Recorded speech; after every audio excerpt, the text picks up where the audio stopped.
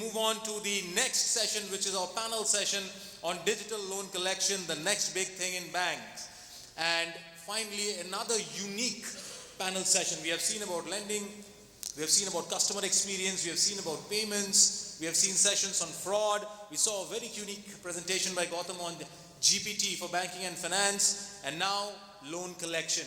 So we are covering the overall ecosystem of the banking industry in this two-day event. And before I call on the honorable panel members for this exciting session, just a quick update for you. After the panel session, we would be directly moving on with the next presentation on language can enhance your customer experience. Do you know how? By Mr. Anik Faujdar from Reverie Technology, followed by the announcement of the winner of the Sinex LinkedIn contest, and then we start with the India Banking Summit Award Ceremony 2023 with the chief guest, Shri Biswaketan Das, CEO of Indian Institute of Banking and Finance, delivering the keynote address. And then we start with the nominations and the winners. And once we wrap up with the award ceremony, we'll have the networking evening high tea and breakfast. I'm sorry, not breakfast, networking evening high tea and refreshments for all of you. So you have to stay tuned with us till the end of the award ceremony to enjoy your networking high tea and refreshments. With that said, ladies and gentlemen, now please help me welcome the next panel on digital loan collection. With a big round of applause, our honorable panel members in the order of the sequence. Joining us first, Mr. Vinod G, Head of Data Science from South Indian Bank. Can we have a big round of applause for Vinod? Vinod, welcome to the panel. Please have your seat. Joining Vinod, we have Mr. Vijay Kumar, SVP and Head of Special Assets Unit, Unity Small Finance Bank. A big round of applause to Vijay. Vijay, welcome to the panel. Joining next, we have Mr. Dheeraj Mohan, Head of Strategy and Analytics from Equitas Small Finance Bank. A big round of applause to Dheeraj. Dheeraj, welcome back. Please have your seat. And now, ladies and gentlemen, would like to call on our honorable moderator, Mr. Siddharth Agarwal, Founder and Managing Director from Mobicule. A big round of applause to Siddharth. Siddharth, welcome to the panel. Please have your seat.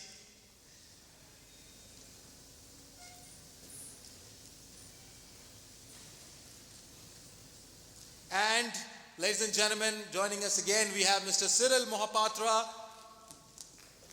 from IndusInd Bank. Cyril, welcome back to the panel sessions. Always a pleasure having you. So Siddharth, all over to you. Looking forward to a great panel session. And digital loan collection is something very unique. And I'm sure this is the final panel of the two-day event. And I'm looking forward to a rocking wrap-up in terms of the discussion. All over to you, and congratulations in advance for a great session. All the best, gentlemen. Thank you. So I think he summed up well that it is collection and it comes at the end. So I think we were discussing pre-session that I think times are changing where everybody is trying to see if collections can become the core and not the end part. I think it's part of the business as we move on. So what we will do is the topic is interesting. It is digital collection. It's something which has got introduced in the last 1.5 years. It didn't exist as a topic before that, and I think it's all got to do with the penetration of digital payment channels. So UPI and BBPS, which has kind of enabled all this. So we'll spend the next 30-40 minutes probably throwing some light, giving you insights on how this whole thing has panned out. So I think to start with, we would like to understand, Dheeraj, probably if you could take that, is what was life like before digital collection? Obviously, I understand digital collection is not everything right now, but it is taking deep roots. So what was life before, the advent of digital collection? Before this, I think you'll get the drift. How many of you have met a collection agent in your life for your loan? Can I have a hand raise? He's got a bad CIBIL score. How many of you have got, a payment reminder for any of your loans? Yeah. So it's not all of you. So, I mean, this wasn't there a few years back. And that's the space, at least in Equitas, today a large set of our customers haven't reached the space where you and I are sitting today. So if he misses an EMI, for whatever reason, the next reminder is someone knocking on his door. And it's an individual who's generally on a bike. If it's collection staffs, they have to go 30, 40 kilometers. If It's not the neighborhood banks as we know. And then they have to go and ask him. And if some of you have met a collection agent, they're not the most pleasant because they look at you as a defaulter, unfortunately. So, and they've come to rightfully take their money. So the interaction is never going to be good. How much of our user experience, customer service, be nice to them? It's not. Collection agents' DNA is to get money forcefully or coerce the person to get money. So this is how life was, and this is how life is for a lot of people in India. They will see a two-wheeler coming up to their porch. They will see a guy coming out who's never going to smile at him and is going to say, "You're late on your payment, give me money now." And imagine who carries their EMI in their wallet. Means I certainly don't. I don't expect any of them to carry one EMI in their wallet. But that's how life used to be. So that's, I think, a good start to this. So coming to you, Vijay, picking up from there. Before digital was invented, it was more door to door, probably call centers reaching out. Now, with digital, there is a digital way of reaching the customer. So can you throw some light to the audience in terms of what exactly this entire, the hype around digital collection, what exactly does it do?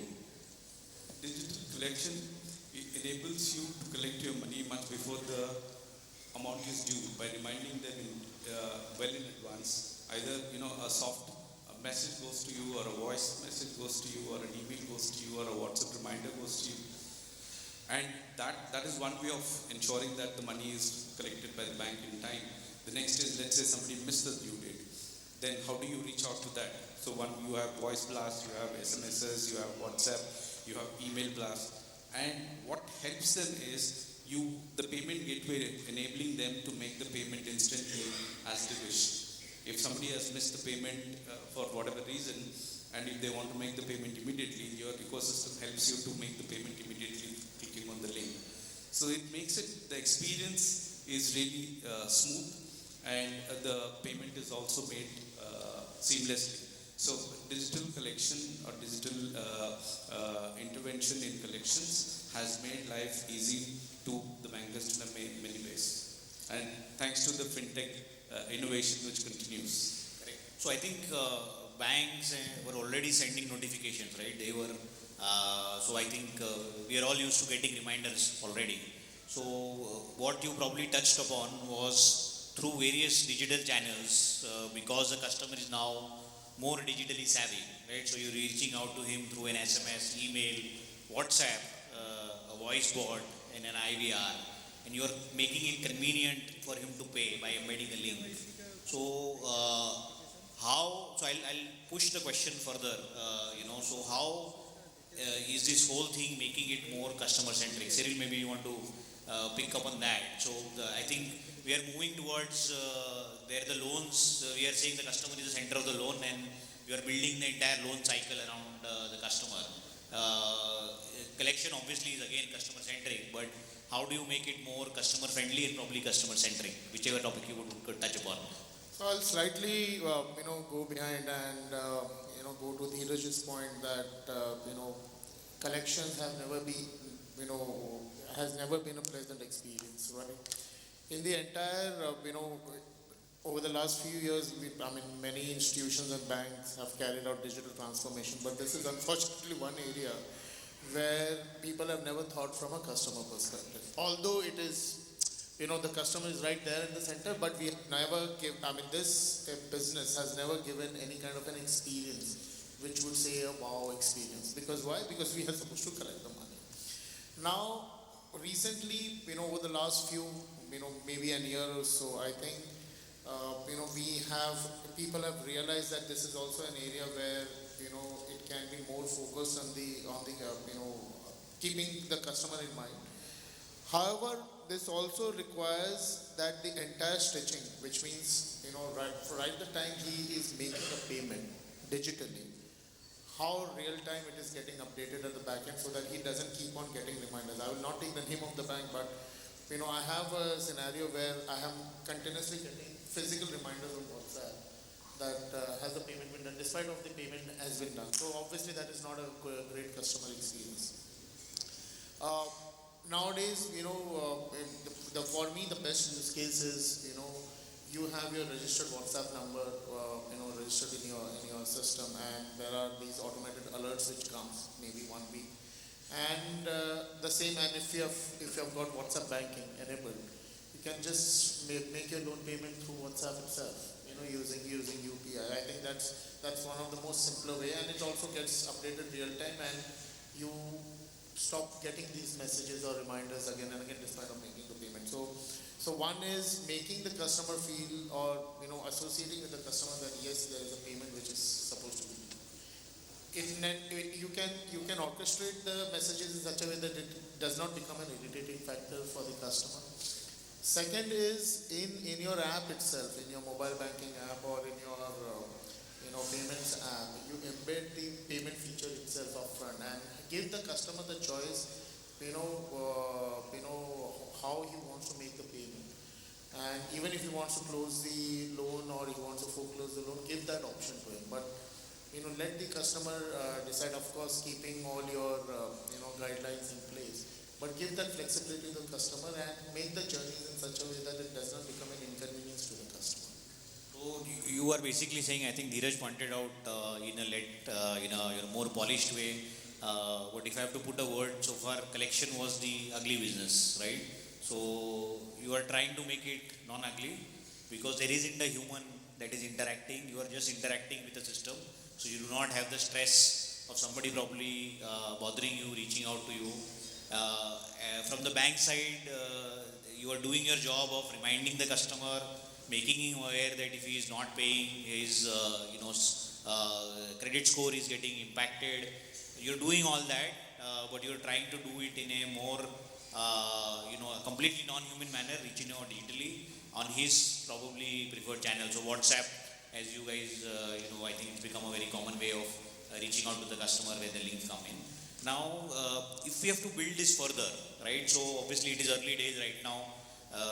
As of today, though, if you send out a message in the customer page, I think all of you will clap because that's like a big thing that has happened in the last 1.5 years. But if you have to drill this down further, that we make it more customer specific and customer centric. So probably reach out to the customer on his preferred channel. So you have SMS, email. So for example, a farmer may not want to, will definitely not have an email address, right? So rural portfolios that we're talking about. So voice probably is the best channel to reach out to these guys, right? So you do an IVR or a voice bot to them. And if they say they want a link, you just send a link. Everybody is now used to paying by UPI. So that also reduces your load of probably cash collections and things like that. So we'll probably touch upon that a little bit later. But, Vinod, coming over to you, given your expertise in the complete machine learning and AI. AI always is an exciting discussion. So all of us are trying to figure out how does it add business value. But how do you apply your AI and ML principles in terms of reaching the customer at the right time? So what are the things you would consider and would it really help, or is it just too much of science we are applying and we are probably not getting any output? Very interesting point and question. See, I think the usage of artificial intelligence and advanced analytics is relatively recent in the BFSI sector in the space of collections. Yesterday there was a lot of discussions on how it is being used in, let's say, a credit risk assessment. You could throw some light if you have done something around this, yeah. Probably the audience. You can keep the confidential information behind, but at least how you are probably using it and then build upon that. Sure. So typically, therefore, all of these modeling has always been used in the credit risk assessment side. Right. But in the recent times, there has been a lot of usage seen in the collection side. I think the right stage for any bank or financial institution to start deploying, advanced analytics or ML-based models is even before the customer gets into default. So when a customer has not defaulted at all, when he has been regular, it becomes very important for us to assess the riskiness of that customer at that point of time to kind of predict who among those customers are likely to bounce their next EMI, right? And once we have identified that yes, these are the customers who are kind of the cats on the wall, you kind of have a much cheaper IVRS blast or an SMS blast which nudges him saying that you know what, there's something called Sybil. I'm sure that you're going to pay on time, but in case you're not going to pay on time, you you may end up spoiling your CIBIL record. Maybe I'm putting it a bit crudely, but there are, I mean, English is a sophisticated language, or for that matter, any language is great to convey gently that he is going to be in some kind of a problem if he is going to delay or bounce the next check. And the advantage of this is that when the customer defaults, right, then the cost that has to be incurred is hefty, maybe 100 times, 200 times the cost you're going to pay for making these kind of nudges. What makes it prohibitive is you have got probably 10 lakh customers, of which probably just maybe 1,000 will be defaulting. And therefore, you can't send these kind of SMSs to 10 lakh customers. And that is where your AIML models come into play and identify, if not 1,000, but at least the 50,000 customers out of the 10 lakh who are likely to do that. So you get the best of both worlds. Taking this further, once a customer has defaulted, today most banks, I won't say all, but most banks and financial institutions have got a very simplistic bucket-based collection strategy. Correct. A first bucket customer, go for calls. Second bucket customer, send somebody to the home. Third or fourth bucket customer, repossess the asset. Right? Now let's talk of a situation where a customer has defaulted just the first EMI. So he's in the first bucket. And you've got two customers who have defaulted the first bucket. One customer was sourced just 3-4 months back. And the other customer was sourced 3-4 years back. Now obviously they are not at the same risk level. Right? Then therefore, you cannot have the same kind of a strategy. Maybe the customer who was sourced 3-4 years back and who has been regular for a very long time, for nearly 2 years, 11 months, will require just a small nudge. Maybe he has just forgotten, even if you don't nudge him, probably he's going to pay back. But if the customer who was being sourced just 2-3 months back, heavy risk, is almost as bad as an NPA. This is just one parameter. Whereas when you are building a model, you may consider hundreds of similar parameters and come with a much more accurate risk segmentation as to where each of them is lying, and then tie the right collection strategy of call or IBRS blast or a field visit or exit based on the risk segmentation. The last point which I wanted to make on this space of AML was in the customers who are already in NPA. He's defaulted, he's gone into NPA. There you can, AI and ML have helped to come up with the recovery models. So it kind of tells us how much probability does each of those NPA customer have to pay back or come out of NPA and become. So therefore you can actually tie up your collection efforts according to the risk segmentation. The common thread, to summarize the entire usage of AML in this space, is segment the customers based on the risk levels, using accurate models, right, and come up with the right collection strategy, which will be commensurate to the risk levels rather than to anything much more simplistic. That's the the underlying trend. I think you are trying to say the ML in terms of predicting the propensity of the customer to default. Obviously, we want to predict the propensity of the customer to pay, but let's say each equivalent you are trying to predict the propensity of the customer to default, right?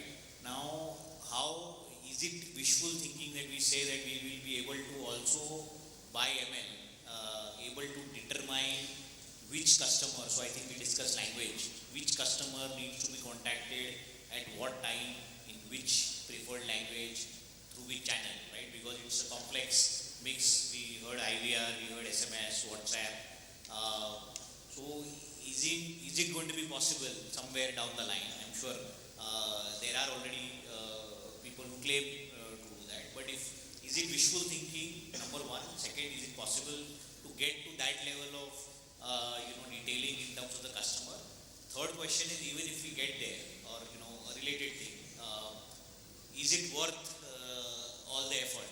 Finally, you are sending him 5 messages, you send him 1 message in the afternoon on WhatsApp. Is it worth getting to that point? Probably anybody can chip in to add some more insights.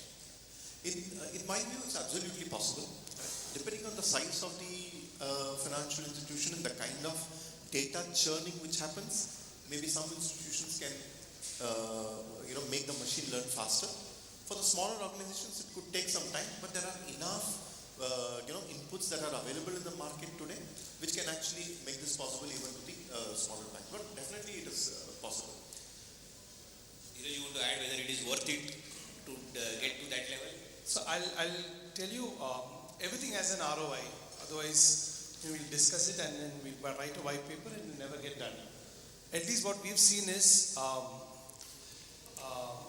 about 6 months back, and we do all of this for customers who are non-delinquent and then who bounce their check. Customer who's delinquent and bounce the check, expected behavior, you don't talk to him sweetly. But a person who's not delinquent and then bounces their check, so that's called check bounce. For this example. For us it runs very high. So it runs about 25%, which is why not too many banks do the business we do. It just scares the bejesus out of them. For us it's natural. Now at 25% check bounce, our cost, if I have to roughly put it, is about 0.5% of our assets is the cost of running this collection. We have about 4,000 people. We don't outsource anything because we're scared that if we outsource it, we'll get into a lot of other troubles of ill treatment. So we do everything on our own. And that's the cost. Now, what has actually changed in the last 6 months? And this is completely eye-opening, and I'm going to charge you for this. In the last 6 months, from a 1% collections, digital collections, last quarter, it's gone up to 50%. It's not a joke, the number. So if out of 100 check bounces or mandate bounces, if I can collect 50 by sending an SMS, sending a WhatsApp, sending a payment link, calling them at the right time and all of that, and gently nudging them and making the repayment a lot more smoother and reminding them of the repercussions if they don't. And we've got 50% we've collected through digital. So what is my effective check bounce ratio? From 25% it's come down to 12.5. So I'm saying, and what has that resulted in? When we're saying that, let's say 50% is a number, for us, it's a global national average. Not global, we're not global, we're national. So we're a national average. That means there are certain branches which are above 50.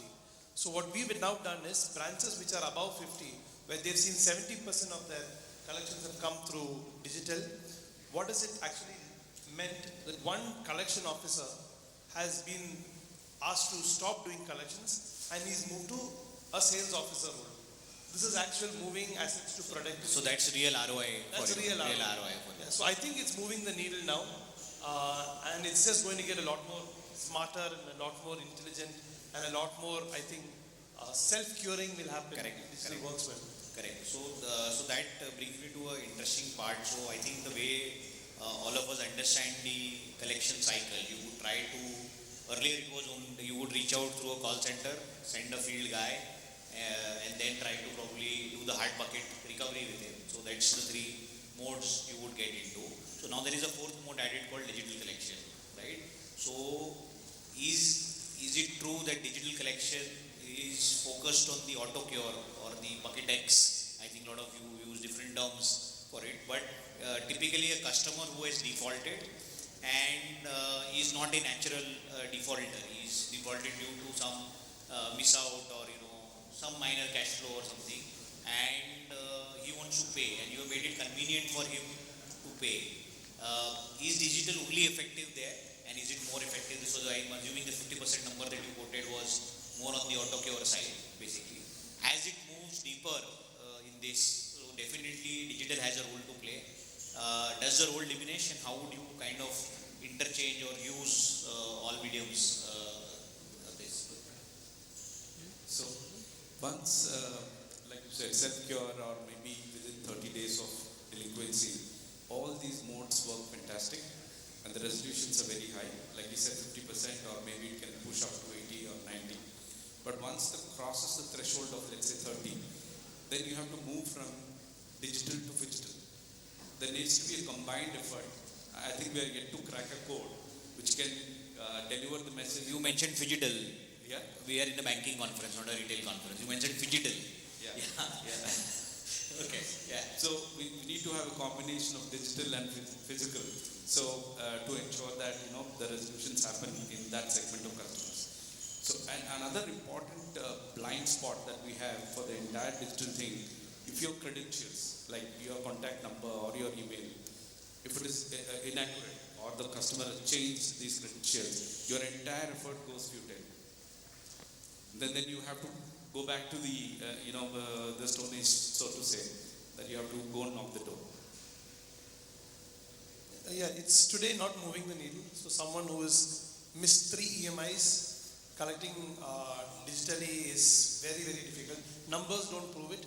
But in India, generally people are not willful defaulters. Only the rich are, sorry, but they're not. So the day they get the money, they want to pay it. And now that's the question. We actually saw this. He suddenly sold his vehicle because when he's in distress, he can't eat properly. He's going to lose his home and all of that. He will find money in India. They'll eventually find money in India. He'll pledge his soul and he'll get money. So when he gets that money, who gets it first? Is it him or is it me? Now that's the difference. And if he says, okay, if I have to go and pay him, I have to go to the branch, stand in a queue, I'll get slapped, he'll abuse me and I have to pay him. And if I have to pay Equitas, wow, it's one button and I pay. And there is no insult of walking into, walk into the branch as a defaulter, trust me. It's very shameful. So yeah, it's embarrassing, right? Sometimes you feel that when you walk into a 5-star hotel, which you're not worthy of going, personally. So now that's the difference. He's got the money. Who does he pay first? And if you make it convenient, it's outstanding. You've got that money. And I think that's what we're all hoping for. Let's see if it comes.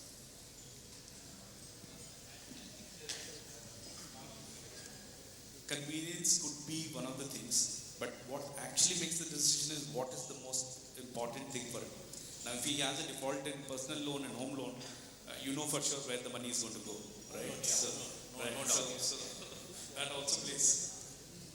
Since we're on collection, I'll give you another behavior analysis we've done. I think it's Indian behavior. If I have taken, and I'm talking as a customer, if I have taken a loan to run my Kirana shop, and my Kirana shop doesn't do well, I'll not pay the loan.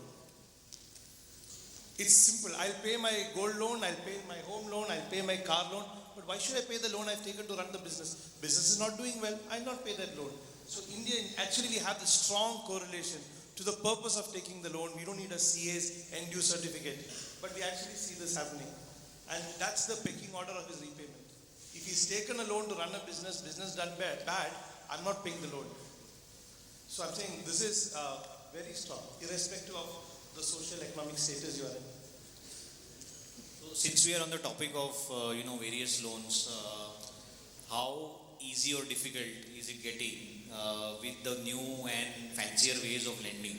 Right, I'm saying it fancy because you have different types of loans these days. Right, you have a BNPL, where credit card was enough. You have a BNPL. We have a peer-to-peer that is coming up. I don't know what not with the strong co-lending models coming in and the fintechs, getting the innovation of different types of loan, right? So with this, how collection is going to get more difficult for you guys, okay? And what role do you think digital can play? Obviously, you lend digitally, you collect digitally, makes common sense, but I look at it from a different perspective. मेरे को मिल रहा था तो मैंने digitally ले लिया, but पे करते वक्त I would not definitely do it digitally. So, how do you think is life going to become simpler, complex, more complex with all the fancy modes? Cyril probably. I think most important, when it comes to repayment of a loan, either you don't want to pay or you want to pay. I mean, there are no second thoughts, right?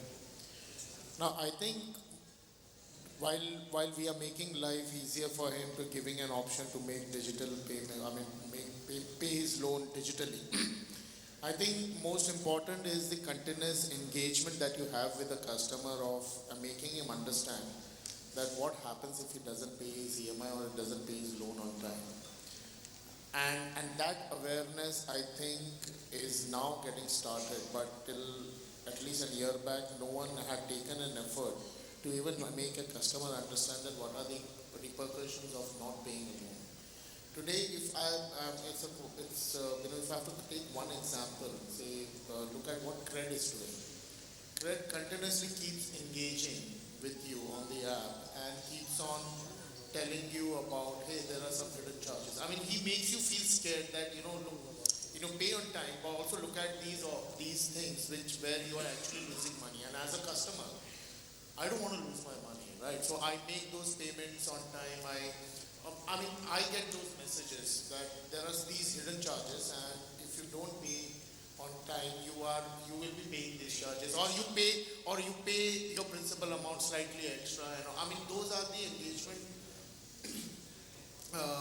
layers which probably helps the customer. Cyril, I'll interrupt you there. Isn't digital exactly the same way what credit is probably doing? Exactly. It's the same way, right? You are reaching But and touching again, the customer at various stages. And so, for example, when we send out messages, we tell you pay on time, otherwise there will be additional bounce charges. And then, towards the end of 15 days, we say, okay, there is going to be impact on your CIBIL score. After 30 days, you obviously start scaring him. There's going to be legal, not scaring, but yeah, obviously that's how it is supposed to be. So isn't digital exactly the same medium? Digital is trying to serve the same purpose, or it will probably start serving the same purpose. Exactly, but it also brings out a slight experience layer as well, and also more engaging with the customer for nudging him to go and pay that EMI. I think while you are giving him the options to pay, how are you giving that options, at what level of communication or engagement that you are having with the customer in order to achieve your final objective of making the payment, getting your payments, collections. On your question, so there is a book I'm writing called How Housewife's Wisdom. Okay. Next month I'll call it Homemaker Wisdom. Sorry, Pride Month is coming. But the easier is it to give a loan, the tougher it is to get back the loan. And homemakers know this. When the maid asks you for 10,000 rupees, your mom or your spouse or yourself give exactly half of that. We never give what they ask for, right? And I think that... I think you bankers also exactly do the same thing. You never give what we ask for. Yeah. I know. But this is a universal route because the gratitude of money comes down. So I think digital has that unfortunate connotation to it from the ease. But what we keep saying, COVID, we saw a lot of customers default. All of them had various experiences of defaulting. And it's not that they're never going to get a loan the next time. They will get a loan. But this experience will sit in their mind, and then the next time, the way they choose a financer, the way they behave, if they default, all changes. And I think digital will help remove that the bad human behavior element in collections, which is very important. And the regulators also coming down quite heavily on it. So I think if all of us probably would agree that digital was born out of COVID, I think the need of because you couldn't send a field guy, so you started thinking in terms of how you're going to innovate and still reach the customer and recover your money. I think digital was born purely out of that, necessity to reach your customer to pay, basically. You had something to add? I just wanted to share a thought. We spoke about the limitations of digital collection. If your credentials are not in place, this entire process fails. Now, can we think of an ecosystem where all our contact numbers are mobile, when you subscribe to a new mobile number, it is connected to your Aadhaar. Is there any way that it gets notified that the same customer has moved to a different number? So that will be a huge enabler to the entire ecosystem. That will probably this 60, 70, 80 can go further higher if we are able to get that kind of ecosystem in place. You are effectively saying I have taken a loan from your bank. You are going to mark a lien on my mobile number now. Yeah, Instead of marking a lien on my phone, contact you. that if I change my mobile number, you're going to ask the operator to tell you which mobile number I have shifted to. Yes. I mean, that's a wishful thinking. Yeah.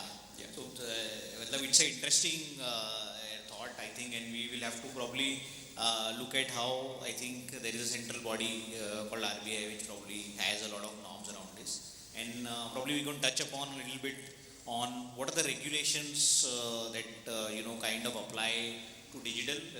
We all understand collections is a highly regulated. I think the way you communicate to the customer, the mediums you use, even I think the language, and there are a lot of regulations around that. But when it comes to digital, what are the key things probably you need to look at? I think there is a regulation which says pre-9, post-7, you can't reach out by voice to the customer. We've seen some challenges in the past with some banks. Can anybody throw some light on what are the regulations at the broad level around digital, if there are any, or it's a space which is forming? Couple of let's say malpractices which some of the rogue fintechs used, like they have access to your contacts, right? So they make a kind of an announcement to all your contacts that you have defaulted, right? So, or I've also seen one of the fintechs which is based off Hyderabad, I forget the name.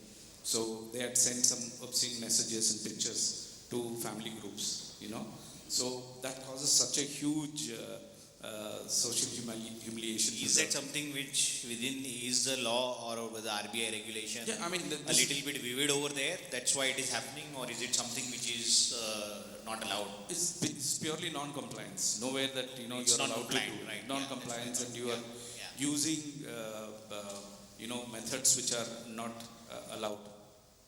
And the other thing is now people getting disturbed in midnight with voice blasts and things like that. Regulator doesn't want that kind of a thing happen. So earlier, that there is a clear regulation. You can't after 7. You are not supposed to reach by voice, whether it's an IVR bot or a physical call. You can't definitely do that. So that actually stems out from your physical visits. Residents you can't visit before 7 a.m. was the regulation. I think they just extrapolated that even to the voice blasts. Okay, so I think we have a few minutes left. So trying to see ROI from digital collection. Pre-delinquency, you are trying to reduce your bounce rates, which means you are reminding the customer. It is natural behavior. If you are reminded, you will probably pay on time. Okay, so that's the efficiency on the bounce rate, that you are improving a bounce rate.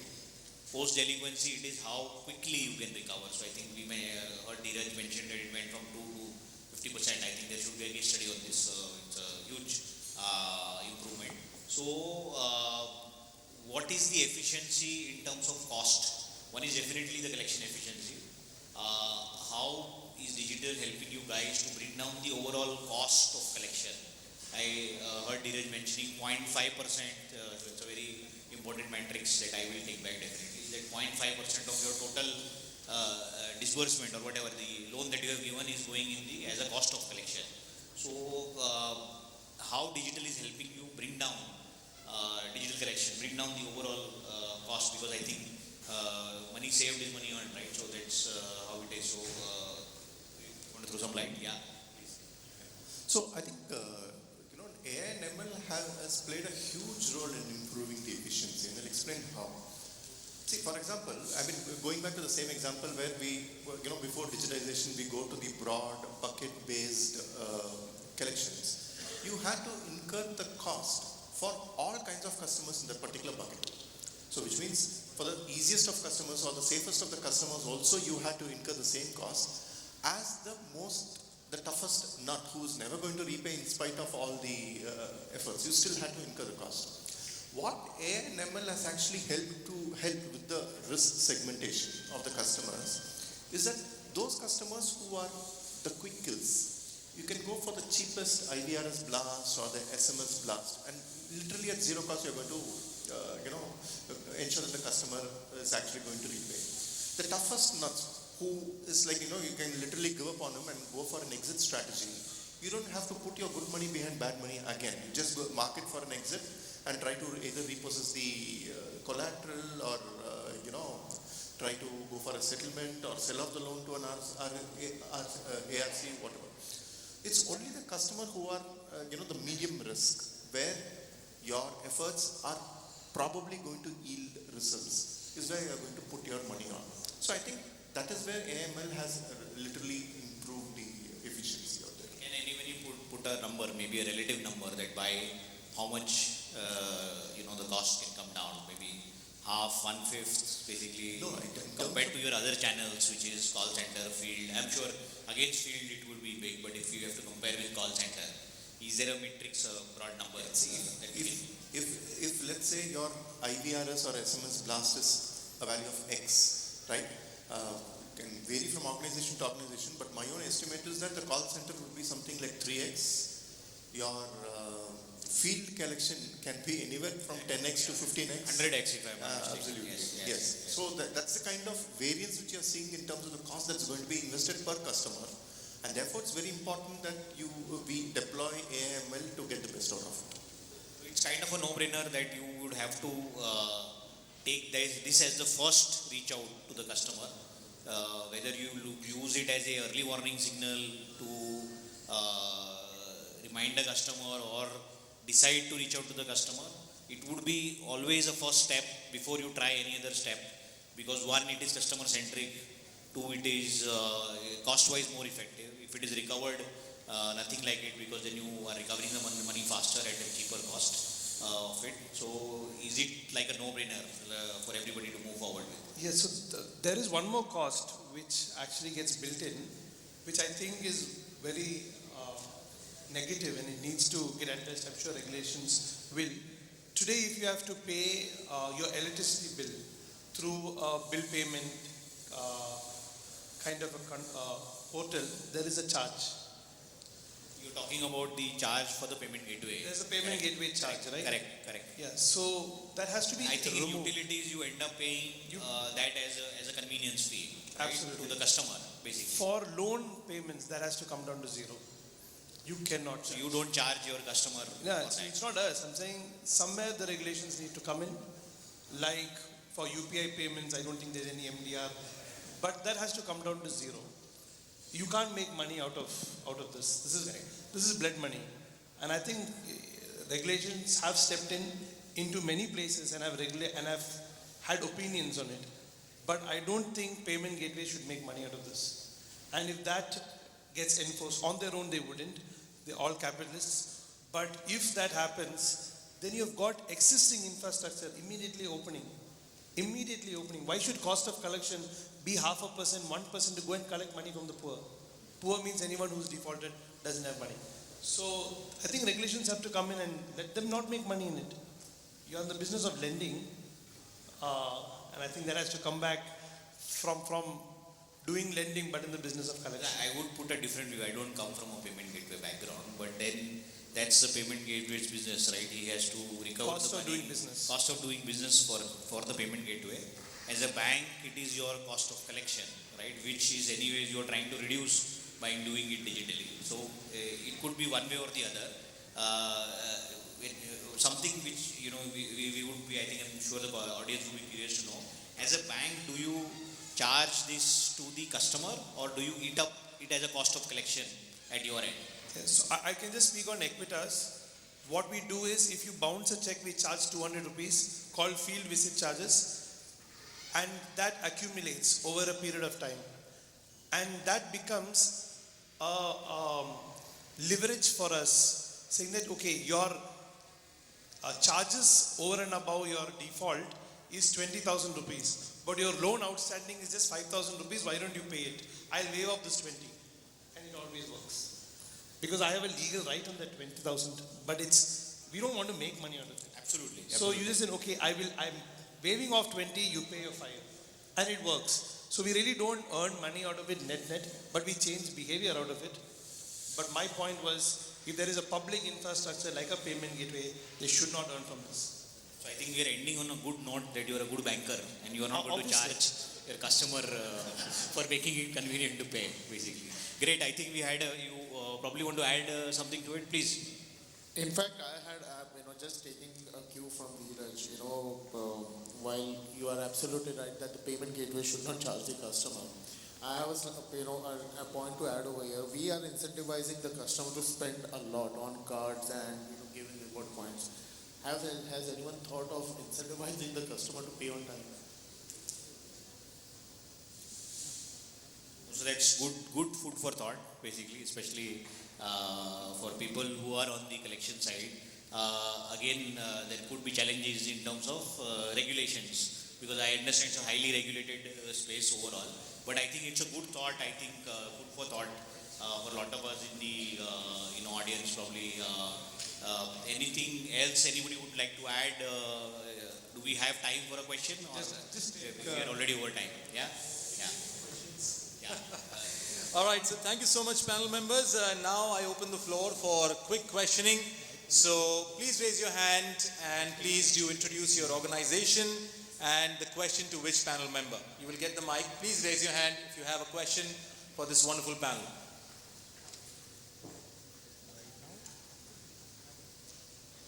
Any question from the audience? Yeah, can we have the mic, please?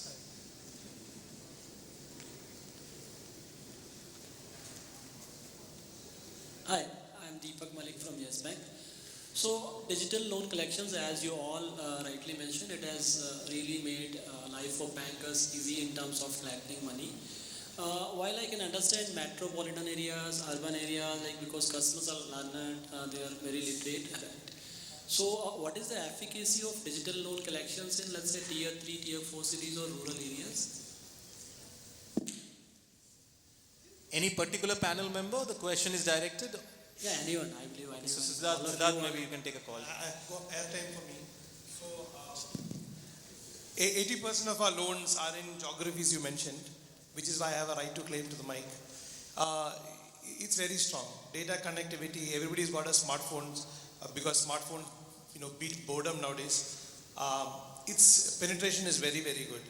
Earlier, I think you touched upon connectivity was a big issue. You take a loan 3 months down the line, prepaid phone number changes, you can't connect, and so the whole cycle breaks. But now with Aadhaar being linked to the phone, people typically don't have or changing their mobile numbers. But it's the efficacy across tiers is quite strong. We've not seen too much of a problem.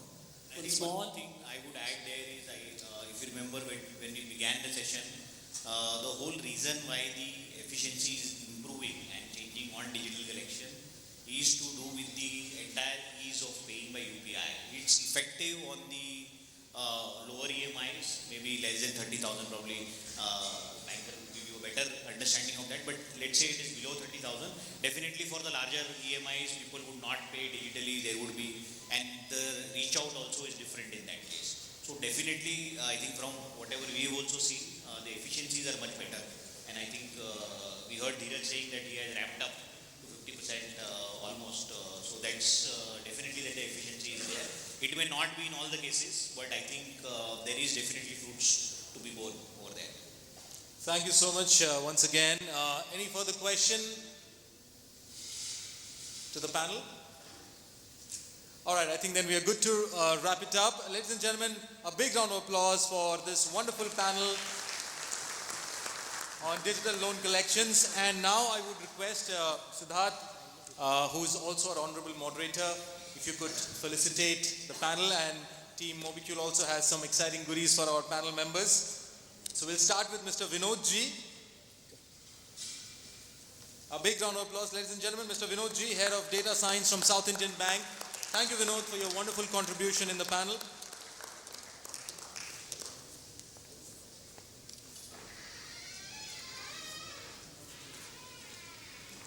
We move on to Mr. Vijay Kumar, Senior Vice President and Head of Special Assets Unit from Unity Small Finance Bank.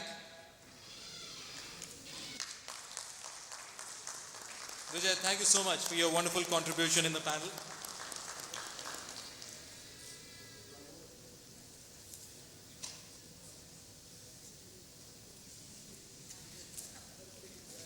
We move on to Mr. Dheeraj Mohan. Mr. Dheeraj Mohan, Head of Strategy and Analytics from Equitas Small Finance Bank. Thank you so much, Dheeraj, for your wonderful contribution in the panel session.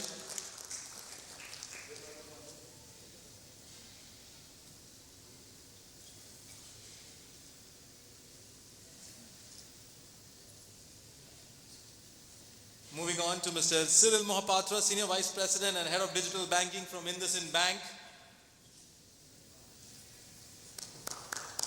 A big round of applause, ladies and gentlemen.